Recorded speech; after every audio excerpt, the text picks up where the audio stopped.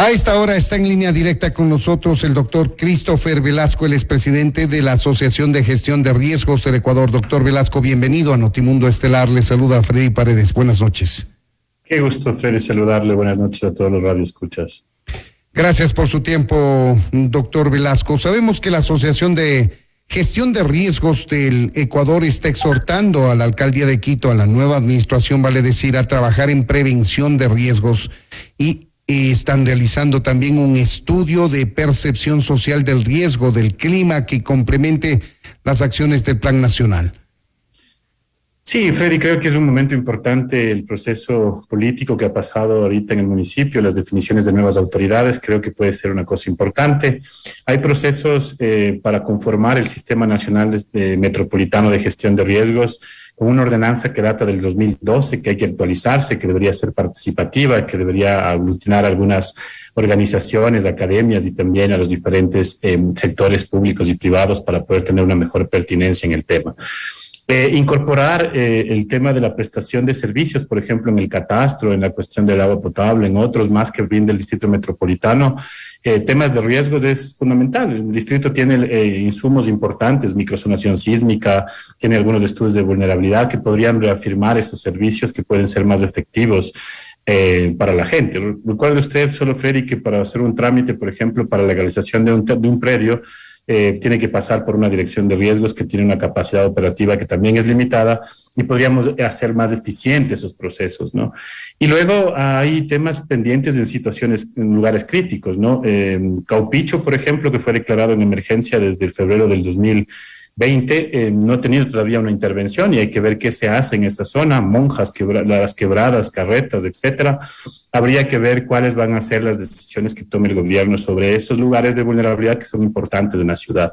Y luego habrá que ver también, estimado Freddy, qué pasa con los instrumentos de planificación, o sea, el PUPS, el PDOT del Distrito Metropolitano, cómo van a estar y cuáles van a ser las orientaciones que va a tener en esta línea el nuevo alcalde, ¿no? Hablemos de las principales amenazas de riesgos que tiene Quito, por ejemplo.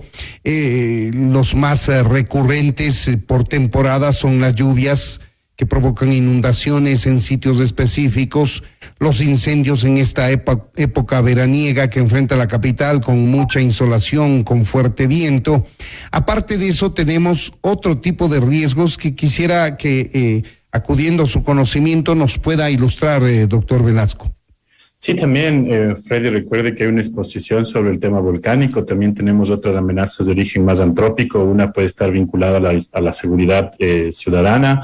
Otra también que el distrito está buscando prepararse de una manera eficiente. Creo que son a los efectos que pueden producir ciertos niveles de contaminación, principalmente por el tema de industrialización, ¿no? Entonces, la polución es una de las amenazas más importantes en ciudades capitales y eso creo que es algo que deberíamos comenzar a trabajar. El tema importante, Freddy, también es cómo llegamos a hacer que el proceso de expansión de la ciudad sea un proceso más ordenado y que no genere vulnerabilidad. El tema de la construcción es un gran determinante, ¿no? Sea formal o sea informal, hay que comenzar a regular de mejor forma y los temas de cambio climático y gestión de riesgos deben ser parte de la agenda política de esta nueva administración del doctor Guarderas. No hay mucha atención al tema de gestión de riesgos en Quito en materia de prevención, fundamentalmente para incluir de manera transversal en todos los procesos del Distrito Metropolitano de Quito, doctor Velasco. Creo que hay algunos elementos fundamentales del manejo de la información. Por ejemplo, hay información dispersa en cada una de las empresas, en cada una de las subsecretarías territoriales también. Y creo que es importante pensar en ese manejo de la información como un mecanismo que garantice tener mejor claridad de qué pasa en el distrito. Otro tema es que las autoridades todavía de turno no logran dimensionar. O sea, que tengamos una ordenanza del 2012, Freddy, nos da cuenta de que lo que pasó en el 2016 no incidió tampoco en el distrito. Y si bien es cierto, no hemos sido el epicentro del terremoto, pero hemos tenido afectaciones importantes. Entonces, actualizar la ordenanza que regula el Sistema Metropolitano de Riesgos debe ser también parte de la prioridad del Consejo. Estuvimos en el Consejo, creo que en el 2019, presentando una propuesta para armar el tema de la ordenanza y evidentemente se ha quedado ahí en las intenciones de algunas autoridades. Entonces el llamado es a buscar priorizar estos ejes porque al final del día vamos a gastar menos si hacemos prevención que cuando hagamos atención a emergencias, ¿no? Seguro que sí. ¿Cuáles son, a su criterio, las principales amenazas que tiene la capital de la República? En este momento el COVID, Freddy, deberíamos trabajar articuladamente en algunas cosas que son importantes, pensando en lo que va a pasar sobre los incendios forestales y lo que podríamos tener también de afectación a las vías respiratorias, pero el COVID es lo que nos debe tener en este momento atenido. No solo es la vacunación, sino incrementar la capacidad de diagnóstico, mejorar la capacidad organizativa. Esos comités barriales de riesgo deberían trabajar en vigilancia epidemiológica comunitaria, en promoción de la salud, en recuperación del espacio público, y ahí hay que hacer una mirada multisectorial de ese riesgo, porque no podemos solamente hablar de la mochila de emergencia o podemos hablar del plan familiar. Debemos hablar de lo que pasa en este contexto, y la pandemia no ha acabado y no nos da tregua. Entonces hay que seguir fortaleciendo desde esta área esta amenaza en la cual debemos trabajar todos y todas, ¿no? El problema que tiene Quito quizá, y es un reflejo de nuestra sociedad, es que somos demasiado coyunturales en la atención a los riesgos que enfrentamos.